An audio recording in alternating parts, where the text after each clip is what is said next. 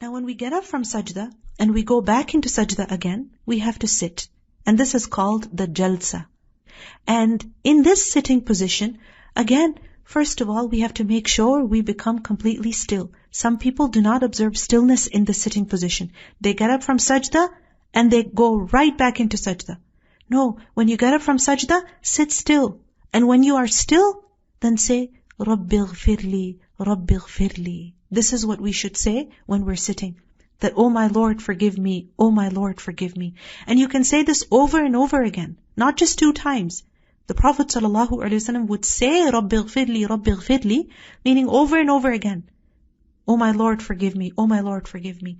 And then you go back into sajda. And when you get up from sajda, in your second rak'ah or in your last rak'ah, then you say the words of tashahhud.